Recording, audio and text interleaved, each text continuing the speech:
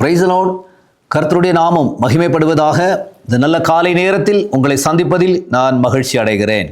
ஆம் தேவனுடைய பிள்ளைகளே, இன்று நான் உங்களோடு பேச விரும்புகிற காரியம், நீ ஒரு அற்புதமாய் மாறுவாய். இன்னைக்கு நம்ம வாழ்க்கையில நாம் நிறைய அற்புதங்களை பார்க்க விரும்புகிறோம். எப்படின்னு கேட்டா, அற்புதங்கள் எங்க நடக்கு அங்க நம்ம ஓடி போகிறோம். யார் எனக்காக ஏதாவது சொல்லுவாங்க, ஒரு நன்மையை செய்வாங்க, அப்படி நம்ம ஓடிக்கொண்டு இருக்கிறோம். ஆனால் வேதத்தில் நாம் வாசிக்கிற பொழுது, நாம் அற்புதத்தை தேடி ஓடுகிறவர்கள் அல்ல, நாம் ஒரு அற்புதமாக மாறுவோம்.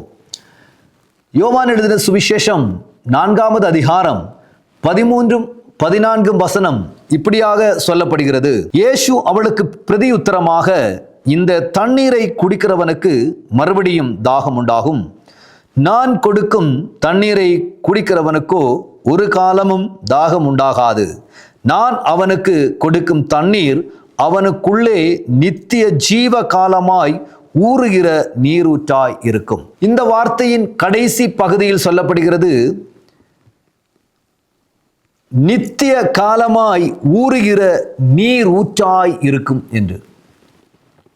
தேவன் தருகிற ஆசீர்வாதம் அப்படின்னு நம்ம சொல்லும் பொழுது, நம்ம வெளிப்படையான காரியத்தை ஆண்டவர் சொல்லலை, அவர் உள்ளான காரியத்தை சொல்கிறார். நாம் கிணற்றிலிருந்து தண்ணீர் குடிக்கிற பொழுது, இந்த கிணற்றில் இருக்கிற தண்ணீரை குடிக்கிறவனுக்கு மீண்டும் தாகம் உண்டாகும். நான் கொடுக்கிறதோ அவனுடைய உள்ளிலிருந்து ஊறப்படுகிற நீர் ஊற்றாய் இருக்கும் என்று. அப்போ பாருங்க, எதை குறித்து ஆண்டவர் சொல்றாருன்னா, எந்த காரியத்தை நாம் எடுத்துக்கொண்டாலும் நமக்கு உள்ளே இருந்து வருகிற ஒரு ஆசீர்வாதம். நாம் மற்றவர்களை ஆசீர்வதிக்கிறவர்களாக மாற்றுவதுதான் தேவனுடைய சித்தம்.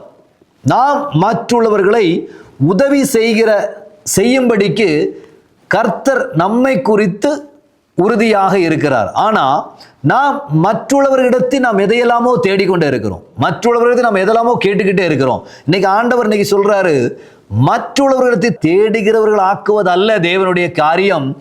தேவன் உன்னிடத்தில் நீ மற்றவர்களுக்கு செய்யக்கூடியவர்களாக மாற்றுவதுதான் தேவனுடைய சித்தம்.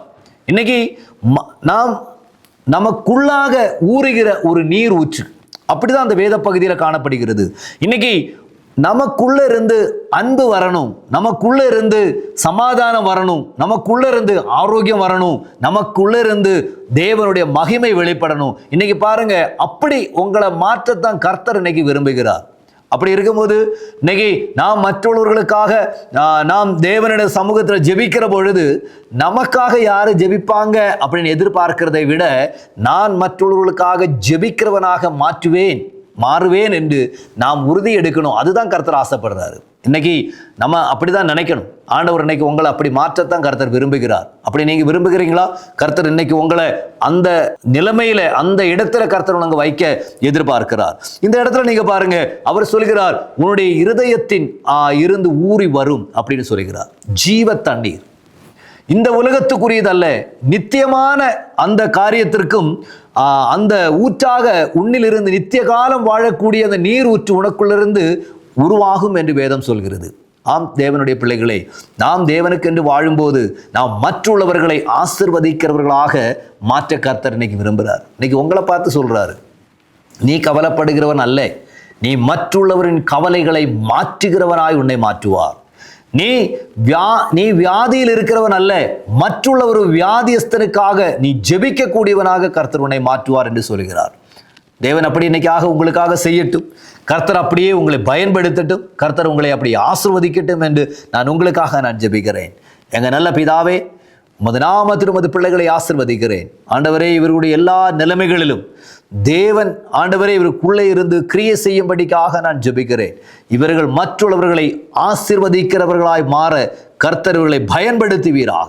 அப்படி செய்வதற்காக நன்றி. இயேசுவின் நாமத்தில் எங்கள் பிதாவே, ஆமென். கர்த்தர் உங்களை ஆசீர்வதிக்கட்டும். God bless you.